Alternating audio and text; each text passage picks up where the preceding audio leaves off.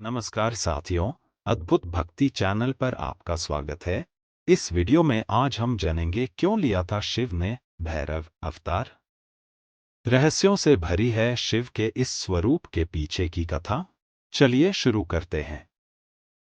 भगवान शिव के उग्र स्वरूप को काल भैरव के नाम से जाना जाता है, लेकिन भोलेनाथ कहे जाने वाले महादेव को क्यों इतना क्रोध आया और कैसे हुआ यह शांत। आइए जानते हैं काल भैरव की उत्पत्ति का रहस्य। काल भैरव को शिव के उग्र स्वरूप के विषय में जाना जाता है, लेकिन शिव ने क्यों लिया था यह स्वरूप, आइए जानते हैं। हिंदू धर्म में देवी देवताओं के विभिन्न अवतारों का जिक्र किया गया है, जिनमें से ज्यादातर अवतार भगवान विष्णु और शक्ति के रहे हैं। वैसे भगवान शिव के भी विभिन्न अवतारों का उल्लेख कहीं कहीं मिलता है।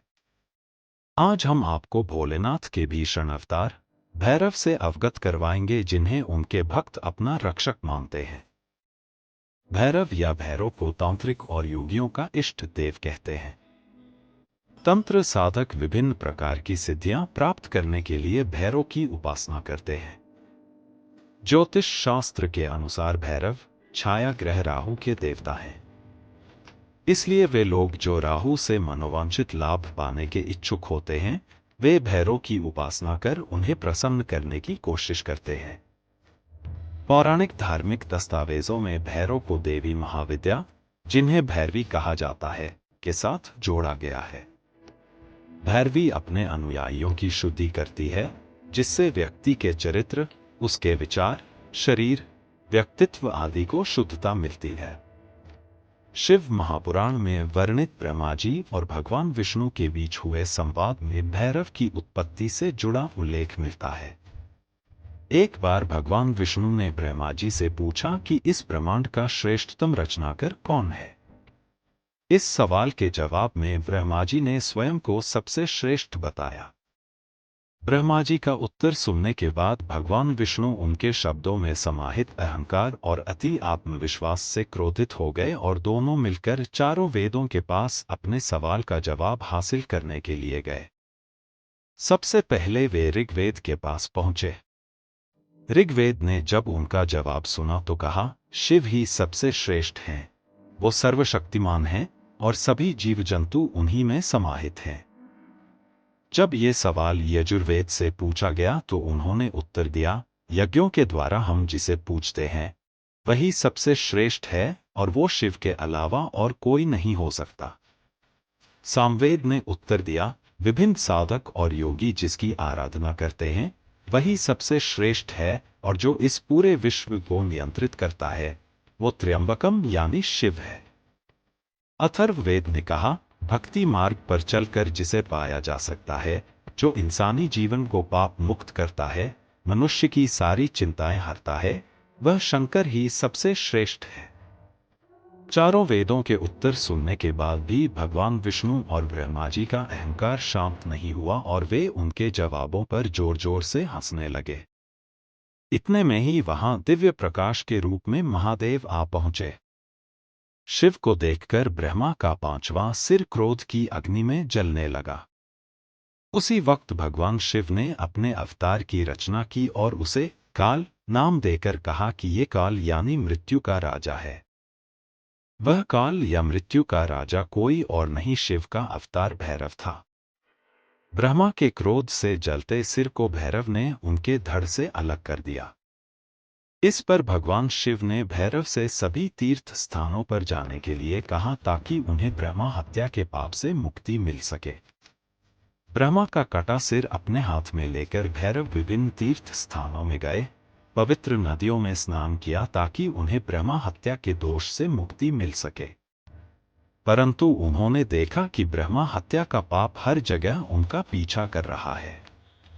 लेकिन जैसे ही भैरव काशी पहुंचे, वैसे ही उनका पाप मिट गया। भैरव के हाथ से ब्रह्मा का सिर गिर गया।